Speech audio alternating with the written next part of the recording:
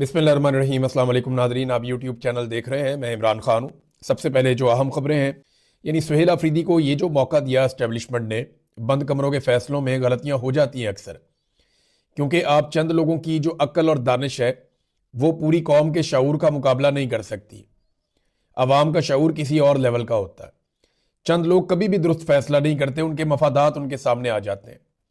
इसी तरह हुआ जब बंद कमरों में फैसले किए गए और पहले एक ऑपरेशन का आगाज किया गया, उसके लिए जिद की गई, उसके लिए माहौल बनाया गया, और जब ऑपरेशन शुरू करने के लिए लोगों को जबरदस्ती इनखला करने के लिए मजबूर किया गया, तो उसके बाद जो मनाजिर आए पूरी दुनिया ने देखे, ये उन मनाजिर से डर गए, और डर के इन्होंने फौरी तौर पे उसको डिसोन कर दिया। अब सबूत सारे ग्राउंड पे पड़े हुए हैं और ये कह रहे हैं जनाब हम इसके अंदर शामिल नहीं है। तो सुहेल अफरीदी ने इस मौके को जाया नहीं किया। एक पॉलिटिकल वर्कर को इतनी बड़ी ज्यादती के बाद, अगर एस्टेब्लिशमेंट इतनी बड़ी ज्यादती कर रही है और पॉलिटिकल वर्कर को उसके सबूत मिल जाए, वो अगर आपको छोड़ दे उस वक्त, तो फिर उससे ज्यादा बेवकूफ कोई नहीं होगा। तो मुझे नहीं लगता कि सुहेल अफरीदी या उनके साथी ये मौका जाया करेंगे। सुहेल अफरीदी ने असेंबली को एक बार फिर बताया कि खैबर पख्तूनख्वा में दहशतगर्द लाए गए हैं, ये आए नहीं है। हमने मना किया, लंदन प्लान के तहत रजीम तब्दील किया गया। हमने इन्हें बताया था कि पख्तूनों का सर का सौदा किया जा रहा है। ये जो प्रेस रिलीज जारी की गई है वफाकी हुकूमत की जानिब से, ये एक सूबे के साथ तसादुम का परवाना है। अगर कल तक माफी ना मांगी गई और ये प्रेस रिलीज वापस ना ली गई, तो मैं अपनी अफरीदी कौम के पास एतवार को जाऊंगा और तमाम पश्तूनों का जरगा बुलाऊंगा। मुझे डराया और धमकाया गया, मगर मैं अपने मौक़िफ़ से एक कदम भी पीछे नहीं हटा। मुझे खराब करने के लिए तीरा में जबरदस्ती इनखला करवाया गया, मगर जब मैं वहां गया तो मुझे लोगों ने प्यार दिया। पाकिस्तान के इदारों को पाकिस्तान की कोई फिक्र नहीं है। वो इमरान खान और पाकिस्तान तहरीक इंसाफ को खत्म करने पर लगे हुए हैं, मगर दूसरी तरफ पाकिस्तान ही खत्म हो रहा है। ये वाकई पाकिस्तान की फौज पाकिस्तान के साथ ज्यादती कर रही है। फौजी की आदत मैं बोलता हूँ, फौजी बेचारे का तो कोई इतना वो सुनता ही नहीं है, बात नहीं सुनता उसकी, वो तो लड़ने के लिए रखा हुआ है। मैं फौजी की आदत की बात कर रहा हूँ, वो वाकई पाकिस्तान को तबाह करने पे तुले हुए हैं। 70 साल वो तजर्बे उन्होंने पाकिस्तान के साथ कर दिए कि कोई अपने दुश्मन के साथ भी ना करे। इन्होंने कहा जी, उन्होंने ये जो प्रेस रिलीज जारी की है ना, इस हवाले से सुहेल अफरीदी ने एक और बड़ी इंपॉर्टेंट बात की। एक तरफ सूबे के तमाम अवाम, सियासी और मजहबी जमातों और हर मकतबा फिक्र के लोगों ने कहा कि मिलिट्री ऑपरेशन किसी मसले का हल नहीं है। दूसरी जानिब से ये लोगों को जबरी इनखला पर मजबूर करते हैं। उस वक्त मजबूर करते हैं जब बर्फबारी हो रही है। मैं चीखता रहा, चिल्लाता रहा कि इस वक्त जहां आप फौजी ऑपरेशन करने जा रहे हैं, वहां पर जानवर भी जिंदा नहीं रह सकते। आपका इरादा दहशतगर्दी खात्मा करने का नहीं है, बल्कि सूबाई हुकूमत या मुझे नीचा दिखाने का आपका इरादा। आप ये ना करें, लोगों के साथ ज्यादती ना करें। सुहेल अफरीदी ये बता रहा है कि मैंने बहुत दफा कहा इन्हें और मैं इन्हें कहता रहा, लेकिन उन्हें पाकिस्तान की फिक्र ही कोई नहीं है। वो पीटीआई को खत्म करने के चक्कर में पाकिस्तान को ही खत्म करते चले जा रहे हैं। फिर उन्होंने कहा, इन्होंने जो ये प्रेस रिलीज जारी की है ना, इसके जरिए से इन्होंने ये जो जरगा बना हुआ था 24 रुकनी, जिसके अंदर वो एक कमेटी थी, जरगा था 24 रुकनी, वो 24 लोगों को जो है उनके डेथ वारंट इन्होंने इशू कर दिए। अब देखें ना, लोगों ने तो उन 24 लोगों की बात सुनी जो उस जरगे में शामिल थे, और उस जरगे में हमेशा कोर कमांडर पेशावर और आईजीएफसी शामिल होते थे, और उन्होंने यह फैसला करवाया। अब सुहेल अफरीदी कहते हैं कि इन्होंने प्रेस रिलीज जारी करके 24 रुकनी जरगा कमेटी के डेथ वारंट जारी कर दिए। लोग इन 24 लोगों को अपना दुश्मन समझेंगे। उन्होंने कहा था कि निकलो यहां से, वादिये तीरा से। इनसे बंद कमरों के फैसले में गलती हो गई, इनसे शदीद बर्फबारी में गलती हो गई। कोर कमांडर पेशावर और आईजीएफसी हर मीटिंग का हिस्सा रहे हैं, उन पर भी अदम एतमाद कर दिया गया। यानी ये तो वो खुद बेचारे कोर कमांडर भी कहता था, वो भी कहता था, आईजीएफसी भी। तो जब ये दोनों भी कहते थे तो फिर इनके ऊपर भी अदम एतमाद कर दिया ना। ये भी उसी जरगा और उसी कमेटी का हिस्सा थे, और वो कोई जरगा या कमेटी खैबर पख्तूनख्वा की गवर्नमेंट ने तो नहीं बनाई थी। देखिए, वादिये तीरा के लोग निकले क्यों? अब इसको ना इबाहम पैदा किया जा रहा है कि जनाब फिर वो ना निकलते अगर कमेटी ने या जरगे ने कहा था। और भाई, जरगे का मतलब था कोर कमांडर पेशावर, जरगे का मतलब था वफाकी हुकूमत, जरगे का मतलब था पाकिस्तान की फौज। क्योंकि हमेशा ये इसी तरह इनखला करवाते हैं, और जब इनखला नहीं होता तो उसका नतीजा क्या निकलता है? वादिये तीरा में जेट तैयारों से एक मरतबा नहीं, कई मरतबा बमबारी की गई है। औरतों और बच्चों की लाशें सड़कों पे पड़ी रही हैं कई कई दिन वादिये तीरा में, और ये पहले भी रिपोर्ट हो चुका है। ये कोई नई बात नहीं है। फजलुर रहमान साहब ने इस पे आवाज उठाई है, पीटीएम ने इस पे आवाज उठाई है, पीटीआई ने इस पे आवाज उठाई है, एएनपी ने इस पे आवाज उठाई है।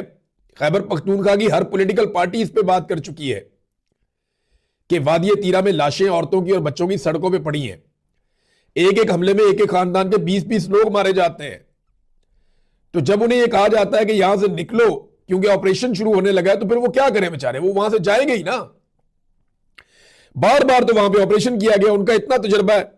अब ये देखें, वो लोग ऑपरेशन की कई दफा कीमत चुका चुके हैं, कई दफा उन्होंने कीमत चुकाई है ऑपरेशन की।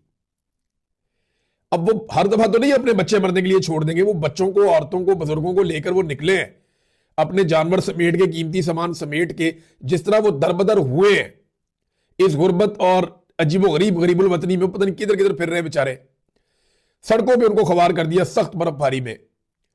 तो ये वो अपने शौक से तो नहीं निकले, उन्हें पता था कि या तो ये बर्फ है या बम है, या तो हम बम की शिद्दत से उसकी आग में जलेंगे या हम ये बर्फ के अंदर ठर के मरेंगे। तो उन्होंने ये वाला ऑप्शन लिया कि यहां हमारी जान बच भी सकती है, बम से तो हम बचेंगे भी नहीं। जरा एक लम्हे के लिए आप सोचें नाज़रीन कि लाहौर में, आपके इलाके में, या कराची में, हैदराबाद में, फैसलाबाद में, मुल्तान में, गुजरांवाला में, रावलपिंडी, इस्लामाबाद में, फैसलाबाद, किसी बड़े शहर में आप एक लम्हे के लिए इमेजिन करें कि आपको यह कहा जाए कि आप ये इलाका खाली करें वरना जेट तैयारे आ रहे हैं, वो बमबारी करेंगे, तो आप वहां पे रहेंगे? या यहां पे ऑपरेशन होने वाला है जनाब, मिलिट्री ऑपरेशन, जिस घर की लाइट जलेगी उस पर बम ही आएगा, तो आप वहां पे रहेंगे? सवाल ही पैदा नहीं होता। आप अपने बच्चों को लेकर निकल जाएंगे। यही हुआ वादिये तीरा के लोगों के साथ। इससे पहले यहां पे खैबर वन ऑपरेशन किया गया 2014 में। खैबर वन ऑपरेशन में जेट तैयारों से बमबारी की गई। फिर 2015 में खैबर टू ऑपरेशन किया गया, फिर बमबारी की गई। फिर 2017 में फिर ऑपरेशन किया गया वहां पे, और उस वक्त जो फौज के तर्जुमान है उन्होंने ये कहा था बाकायदा प्रेस कॉन्फ्रेंस करते हुए कि वादिये तीरा में हमने 100% क्लियर कर दिया है, एक भी दहशतगर्द आज वहां पे बाकी नहीं है। इन्होंने ये क्लेम किया था। फिर दहशतगर्द कहां से आ गए? ये वही बात है ना, सुहेल अफरीदी कह रहा है, मुराद सईद कह रहा है कि हम इन्हें मना कर रहे थे कि खुदा का वास्ता ना लेकर आओ, हमारे सरों का सौदा ना करो, और ये फिर दहशतगर्द दोबारा लेकर आ गए। ये अब ये सूरत हाल। अभी ये सारी मफाद की लड़ाई है। अगर मफाद की लड़ाई ना होती तो दहशतगर्दी खत्म करने के बाद क्या जनरल बाजवा, जनरल नदीम अंजुम और जनरल फैज हमीद ये दहशतगर्दों को वापस लेकर आते? मफाद की लड़ाई है ना, जब दिल करता है ले आते हैं, फिर उनसे लड़ते हैं, फिर वापस भेज देते हैं, फिर दिल करता है फिर ले आते हैं, फिर उनसे लड़ते हैं, फिर वापस भेज देते हैं, फिर कभी उन्हें अच्छा कहते हैं, कभी उन्हें बुरा कहते हैं। अभी अमेरिका को या मगरब को जरूरत पड़ जाए मुजाहिदीन की, तो ये सारे फितनतुल खवारिज अल हिंदुस्तान, या ये सारे जो जिनको टीटीपी कहते हैं या दहशतगर्द कहते हैं, कुछ भी आप कहते रहे, ये सारे दोबारा मुजाहिदीन बन जाएंगे। ये जर्नैल इनके सरों पे दोबारा पगड़ियां रखेंगे, इनके गलों में हार डालेंगे जैसे माजी में डाले हैं। हमारे जर्नैलों ने दहशतगर्दों के गले में हार डाले हैं, एक दफा नहीं कई दफा डाले हैं, और फिर उनके साथ लड़ाइयां भी की हैं। तो अभी अगर उन्हें जरूरत पड़ जाए एक मरतबा फिर मगरिब को, तो ये फिर मुजाहिदीन हो जाएंगे। ये तो पाकिस्तान का गुड़ तालिबान बैठ तालिबान चलता रहता है, कोई नई बात तो नहीं है। ये तो हम हमेशा से कर रहे हैं और होता हुआ देख भी रहे हैं। अब नाज़रीन, फजलुर रहमान साहब हर ऐसे मौके पर जहां पे खड़ा होना होता है वहां गायब हो जाते हैं। इससे पहले खड़े होने का वक्त है, फजलुर रहमान साहब थाईलैंड निकल गए, बांग्लादेश निकल गए, थाईलैंड निकल गए। अब खड़े होने का वक्त है तो फजलुर रहमान साहब साउथ अफ्रीका निकल गए। सारी जिंदगी इस सियासतदान ने मजहब कार्ड इस्तेमाल किया, यहूदी कार्ड इस्तेमाल किया, इसराइल कार्ड इस्तेमाल किया, अमेरिका कार्ड इस्तेमाल किया, और पता नहीं कौन कौन सा मजहबी कार्ड इस शख्स ने सारी जिंदगी इस्तेमाल किया। आज खड़े होने का वक्त आया, साउथ अफ्रीका की फ्लाइट पकड़ी, हो गया। ये जनाब फजलुर रहमान साहब और उनकी टोटल सियासत पड़ी है। इमरान खान के दौर में इसकी भड़कें खत्म नहीं होती थी, बहुत चिल्लाकर ऊंची आवाज में चीख कर फजलुर रहमान साहब बोलते थे, और आज फजलुर रहमान साहब मेमने की तरह बोलते हैं, बहुत आहिस्ता आवाज में, धीमी आवाज में, और फिर फ्लाइट पकड़ के निकल जाते हैं। 27वीं तरमीम और थी, फिर निकल गए थे। अभी फिर कौम को जरूरत है, रहनुमाई की जरूरत है, रहनुमा निकल गया पीछे से, मैं नहीं, आप ही कर लो। अब ये बोर्ड ऑफ पीस का मामला है, इसमें तो फजलुर रहमान साहब को खड़े होना चाहिए था ना। सारी जिंदगी कौम को इन्होंने कश्मीर का और अब फलस्तीन का चूरन बेचा। मैं ये नहीं कह रहा कि ये कोई रोक लेंगे या कुछ कर लेंगे, लेकिन पैरों पे तो खड़े हो जाओ। सारी जिंदगी कौम को जिस चीज के लिए तैयार किया, जब वक्त आया तो खुद निकल गए चुप करके, नीवे नीवे होके। हाँ, मुझे ये पता है कि ये वापस आएंगे, 8 फरवरी पे एहतजाज करेंगे, उसके बाद इनको हल्की फुल्की ढोलकी बजाने की इजाजत दी जाएगी कि आप फलस्तीन के लिए एहतजाज कर लें, थोड़ा सा आप गजा के लिए कर लें, थोड़ा सा ये कर लें, थोड़ा वो कर लें। ये करेंगे ये, लेकिन ये एक लिमिट से आगे कभी नहीं जाएंगे, क्योंकि ये शुरू दिन से एस्टेब्लिशमेंट के साथ हमेशा सहूलतकार के तौर पे मौजूद रहे हैं। चंद बयानियां और शख्सियात ऐसी हैं जो बहुत बुरी तरह पिट गई हैं नादरीन इस दफा। इदारे भी बहुत बुरी तरह डिस्क्रेडिट हो गए, मीडिया बहुत बुरी तरह डिस्क्रेडिट हो गया पाकिस्तान में। अब ये जो बयानियां बहुत बुरी तरह ISPR के जो बयानियां पिटे हैं ना, वो तारीख में कभी ऐसा नहीं हुआ। यानी जिनके ऊपर बड़े बड़े लतीफे और मीम्स बन गए, मैं आपको बताता हूं। नंबर 1, तीरा के लोग आज खुद नकल मकानी कर रहे हैं। क्यों जी? वो पिकनिक मनाने आ गए बाहर। कौन आता है अपना घर छोड़ के? यानी उन्हें ख्वाब आया और वो आज खुद नकल मकानी निकल गए बाहर। ये क्या हुआ? तो पहला तो इनका मजायका खेज बयानिया जो पिट गया बहुत बुरी तरह के, तीरा के लोग आज खुद नकल मकानी कर रहे हैं। दूसरा बयानिया जो कर रही है बोर्ड ऑफ पीस के मामले पे हुकूमत कर रही है, हम कुछ नहीं कर रहे। हुकूमत वॉशरूम नहीं जा सकती अपनी मर्जी से, हुकूमत इमरान खान से मुलाकात नहीं करवा सकती अपनी मर्जी से, वो इतने बड़े बड़े फैसले कर रही है, सवाल ही पैदा नहीं होता। नंबर 3, हम गजा फौज नहीं भेज रहे। ये बयानिया भी पिट गया, पाकिस्तान में कोई मानने को तैयार नहीं। इनको ट्रंप ने ऑर्डर देना है, इन्होंने फौज सबसे पहले भेजनी है। नंबर 4, गजा और फलस्तीन हमारी रेड लाइन है। नंबर 5, हमास को गैर मुसल्ला करना हमारी रेड लाइन है। ताड़ी रेड लाइन तो रोजाना ठुड्डे मार रहे हैं डोनाल्ड ट्रंप। DG ISPR कहते हैं कि हमास को गैर मुसल्ला करना हमारी रेड लाइन है। इनकी रेड लाइन पे सुबह शाम ठुड्डे मार रहा है डोनाल्ड ट्रंप, और ये उसके साथ मिलने को सादत समझते हैं। अजीब बात नहीं है, एक बंदा ठुड्डे मार रहा है आपकी रेड लाइन को, और आप सूजी हुई रेड लाइन लेके उसके साथ सुबह शाम मुलाकातें कर रहे हैं, और आप ये कह रहे हैं उसकी तारीफें कर रहे हैं और वो आपकी तारीफें कर रहा है। ऐसा नहीं है। कौम को चूरन ना बेचें, कौम को साफ बताएं कि आपका ट्रंप के साथ सौदा हो गया, जो ट्रंप करेगा, जो वो कहेगा, आपके लिए सारा आंखों पे। कौम ने क्या कर लेना है? एक ही दफा खड़ी होगी तो वो सारा कुछ सेट कर देगी, और वो इंशाल्लाह एक दिन खड़ी होगी, सारा कुछ सेट करेगी, सबको अपनी अपनी डोमेन में वापस भेजेगी पाकिस्तानी कौम। एक दिन ये दिन आएगा, पाकिस्तानी कौम आजाद जरूर होगी इस जबरी तौर पे मुसल्लत शुदा एक निजाम से। ये पाकिस्तानी कौम आजाद होगी, होना है एक दिन, 100% होना है।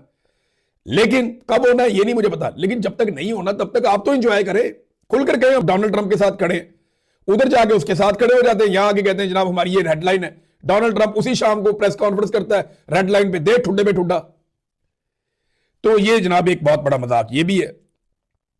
फौज का सियासत में कोई किरदार नहीं है, ये तो कमाल किस्म का मजाक है ना, इसमें तो पाकिस्तान में कोई बिलीव ही नहीं करता। और फील्ड मार्शल के फैसलों से अवाम बहुत खुश है। ये भी एक चूरन बेचते हैं बार बार। वो टीवी चैनल के ऊपर पकड़ के ना वो वॉक्स पॉप्स चलाना शुरू कर दिए, मैंने आपको थोड़े दिन पहले बताया था। वो एक ही जगह पे बंदा खड़ा है, कह रहे हैं जी ये मरी में खड़ा है, उसी जगह पे खड़ा कह रहे हैं जी ये पिंडी में खड़ा है। वो पीछे एक ही लाइट चल रही है और एक ही तरह की बिल्डिंग है और एक ही तरह की सड़क है। वही मुकाम कभी पिंडी बन जाता है, कभी कोई और इलाका बन जाता है, कभी मरी बन जाता है। समझ से बाहर है इनको, इन्हें चूरन भी नहीं बेचना आता। अब नाज़रीन आ जाए ईमान मजारी साहबा वाले मामले पे। अब इस पे ना जो वकला की तंजीमें हैं ना, वो अब जान छुड़ाने की कोशिश कर रही हैं इस्लामाबाद में। एक्चुअली तो ये सारा मामला मशकूक है, और मुझे ऐसा लगता है कि ईमान मजारी को और उनके शौहर को प्लेट के अंदर रख के हवाले किया गया पुलिस के, और इस बात का बंदोबस्त किया गया है कि बस ये खामोशी के साथ बड़े आराम से इनकी गिरफ्तारी हो जाए। मुझे ऐसा दिखाई दे रहा है। यानी ईमान मजारी और हादी अली चट्टा के केस में इस्लामाबाद बार पर शदीद तनकीद हो रही है इस वक्त। मैं ही नहीं कर रहा, बाकी लोग भी कर रहे हैं। वो कह रहे जी पुलिस का दाखिला बंद कर दिया हमने अदालतों के अंदर। ये जो यंग वकला है ना, नौजवान वकला, इनके अंदर गुस्सा है और ये कह रहे हैं कि ज्यादती हुई है। अब ये जो वकील सियासतदान है ना यहाँ के, ये बड़े सियाणे हैं। ये नहीं पुलिस को निकाल दो, ये कर दो, हम ये नहीं कर देते कि हम 3 दिन काम नहीं करेंगे। ये नौजवानों का गुस्सा कम करेंगे, ईमान मजारी और हादी अली चट्टा अंदर ही रह जाएंगे, और ये नौजवानों का गुस्सा कम करके बिजनेस एज यूजुअल पे ले आएंगे अदालतों को और सारे निजाम को। इन्होंने कोशिश ही नहीं की, कोई एक वकील जख्मी हुआ। यानी जब आपने बार ने जिम्मेदारी ली थी कि उनको अदालत तक लेकर जाना है, तो फिर बार की यह जिम्मेदारी थी कम से कम भी को 50-60 वकील उनके साथ लेकर जाते। पुलिस को भी पता चलता। एक वकील ने मुजामत नहीं की, वहां पे पकड़ के वो आराम से लेकर चलेगी पुलिस। अपने मामलात में ये बहुत मुजामत करते हैं। आज कह रहे हैं जी हम अदालतों में दाखिल नहीं होने देंगे पुलिस को। जो जस्टिस मोहसिन अख्तर कियानी साहब है, अल्लाह रब्बुल इज्जत इनको जज़ाए खैर अता फरमाए, कमाल आदमी। मैंने इनकी अदालत के अंदर महसूस किया कि साइलीन को वाकई रिलीफ मिलता है। मैं ज्यादा, क्योंकि वो कंट्रोवर्सी बन जाती है, लेकिन मैं बड़े जजों की अदालत में गया हूं, लेकिन ये जबरदस्त जज हैं। मैं ये कहना चाहता हूं, मोहसिन अख्तर कियानी साहब के रिमार्क्स आप सुने तो आपको सारी कहानी समझ आ जाएगी। वो ये कहते हैं कि इस्लामाबाद हाई कोर्ट बार बहुत अच्छी है, ये हड़ताल भी खुद करवाती है, मुकदमा भी खुद बनवाती है, गिरफ्तार भी खुद करवाती है, और आपके साथ खड़ी भी होती है, और जेल तक भी छोड़ कर आती है। अंदाजा करें ये इन्होंने किया। कोई मुजामत में नजर ही नहीं आई, किसी ने की नहीं मुजामत इस सारे मामले में, सारे चुप करके बैठे हुए थे। अब नाजरीन आ जाए आप, बसंत की बाकायदा अब इश्तिहारबाजी शुरू हो गई है, फोटोगर्दी अखबारात में की जा रही है, नवाज शरीफ का शक्ल लगाई जा रही है मरियम नवाज की बसंत के हवाले से। और क्योंकि फरमाइशी बसंत है, ताकि नौजवानों की तवज्जो हट जाए इमरान खान से। आप देखेंगे बसंत वाले दिन नौजवान आपकी तवज्जो इमरान खान की तरफ मबजूल करवाएंगे। तो जनाब हम तो खुशियां बांट रहे हैं, अखबारात के अंदर फोटोगर्दी कर रहे हैं, कौम का पैसा ज़ाया कर रहे हैं कि जनाब हमने बसंत मनानी है 3 दिन के लिए लाहौर में। लोग इमरान खान के तस्वीर वाली, उसके नाम वाली, उसके कैदी नंबर वाली, लोग पाकिस्तान तहरीक इंसाफ के झंडे वाली पतंगे उड़ाएंगे। सरकार भी बड़े पैमाने पे अपनी पतंगे बनाकर देगी कि जनाब ये पतंगे उड़ाओ। तो ये मुकाबला चलेगा, कौम का वक्त और पैसा ज़ाया होगा। बसंत मनाना एक अच्छी बात है, लेकिन ये एक ऑर्गेनिक त्यौहार था, इसको उसी तरह होना चाहिए जैसे ये था। मुझे तो पतंगबाजी बहुत पसंद है, मुझे तो जुनून की हद तक पसंद है पतंगबाजी, लेकिन ये गले नहीं कटने चाहिए। अब पाकिस्तान तहरीक इंसाफ को नीचा दिखाने के लिए 8 फरवरी पे ये पतंगबाजी का रखा गया। पूरा पाकिस्तान तो पाकिस्तान तहरीक इंसाफ बंद करने की कोशिश करेगी, लेकिन लाहौर में उनके बाद एक मौका है कि हर तरफ पाकिस्तान तहरीक इंसाफ के झंडे उड़ा दें, इमरान खान साहब की तस्वीरें उड़ा दें। तो ये इस मौके से लाहौर के शहरी फायदा उठाते हैं, नहीं ये हम देखेंगे उस दिन। लेकिन मुझे ये पता चला कि अंदर खाते बड़े पैमाने पर ये पतंगे बना रहे हैं, और हुकूमत ने क्रैकडाउन का फैसला भी किया हुआ है। पंजाब हुकूमत ने बसंत के मौके पर जो बेहुदा किस्म के, घटिया किस्म के गाने हैं, उनकी एक लिस्ट जारी की, लगभग 130 के करीब गाने। मैं हैरान रह गया कि इतनी ज्यादा गाने गंदे पाकिस्तान के अंदर आ गए, बहुत ही बेहुदा गाने हैं, वो आपको बयान भी नहीं किया जा सकता, बड़े गंदे गाने वो। तो पंजाब हुकूमत ने उनकी एक लिस्ट जारी कर दी कि बसंत पे ये नहीं चलाने, डेक लगा के। अब इंटरेस्टिंग बात बताता हूं कि इसमें नकदा कोका भी उन्होंने शामिल कर दिया, हालांकि उसमें कोई बेहुदा बात नहीं, सिर्फ इमरान खान की तारीफ है। ये निजाम इमरान खान से इतना डरा हुआ है, इतना सहमा हुआ है कि इन्होंने नकदा कोका उठा के जू मानी और जो गंदे और बेहुदा गाने थे उनकी कैटेगरी के अंदर रख दिया। इस तरह तो नवाज शरीफ का वो हमारे सबके दिलों की धड़कन नवाज शरीफ, ये उठा के रख दो, और शेर वाला भी उठा के रख दो, मरियम नवाज पे को बने हुए गाड़े गुने वो भी उठा के रख दो। अगर पॉलिटिकल अपोनेंट्स को ही ऐसे दबाना है तो फिर आप ये करके रख देते, कर लेते ना, ये भी नहीं। ये इनका खौफ जाहिर करता है, इनका खौफ ये बता रहा है। देखिए आप, ये एक नौजवान को दोबारा अगवा किया गया, ये अनीस सत्ती, आपको याद होंगे अनीस सत्ती, जिनके वालिद की आंखें आज भी मुझे, वो मैं जब कभी अनीस सत्ती का नाम आता तो उनके वालिद की आंखें मेरे सामने आ जाती, मुझे बहुत तकलीफ होती है। इतना दर्द था उन आंखों में, इतनी तकलीफ थी कि जवान बेटे को शहीद कर दिया गया था डी चौक में 26 नवंबर 2024 को। यानी लगभग 1.5 साल हो गया, 1.25 साल, मुझे वो आंखें ही नहीं भूलती उनके वालिद की, सुर्ख आंखें, बहुत तकलीफ थी उनमें, बहुत गम था उनमें। अनीस सत्ती के भाई हैं आसिम सत्ती, उन्हें 23 जनवरी को अगवा किया जाता है, बदतरीन तशद्दुद का निशाना बनाया जाता है, और बाद में टेक्सला के करीब अगवाकार उन्हें फेंक कर भाग जाते हैं, सिर्फ इसलिए कि मुकदमा न लड़ो, सिर्फ इसलिए कि आवाज मत उठाओ, सिर्फ इसलिए कि बैनुल अक़वामी फोरम्स पर आवाज मत उठाओ। आप किस किस को चुप कराएंगे, किस किस को कुचलेंगे, आप किस किस के साथ आप जुल्म करेंगे। ये हर जुल्म का हिसाब आपको यहां भी देना पड़ेगा, और हर जुल्म का हिसाब आपको जाकर आखिरत के मैदान में अल्लाह रब्बुल इज्जत के सामने भी देना पड़ेगा। ये सारे मजलूम आपको गिरेबान से पकड़ेंगे, किस किस से अपना गिरेबान छुड़ाओगे, इनके साथ बहुत बुरी होने वाली है। आईएसआई के ऑफिसर्स, एमआई के ऑफिसर्स मार मार के पाकिस्तानियों को थक गए, मार मार के थक गए। वो और तगड़े होते जा रहे हैं, और तगड़े होते जा रहे हैं। एक पॉलिटिकल पार्टी जिसे लोग मम्मी डैडी पॉलिटिकल पार्टी कहते थे, आज वो रेजिलियंस की अलामत बन गई है पाकिस्तान में। और तहरीके लब्बैक जैसी हार्डकोर जमात जो है वो एक दिन के एक पैर में खत्म हो गई। कोई नाम लेना नहीं। तो पता चला जनाब कि कल उनका एक भाई पकड़ा गया, गिरफ्तार हुआ, कोई कुसका ही नहीं, किसी की आवाज ही नहीं आई। इतनी हार्डकोर पॉलिटिकल पार्टी, मजहबी जनूनियत की तरह उनका था, वो खत्म हो गई दिन के एक पैर में। जबकि पाकिस्तान तहरीके इंसाफ पिछले 4 साल में खत्म नहीं हो रही। एक मम्मी डैडी पॉलिटिकल पार्टी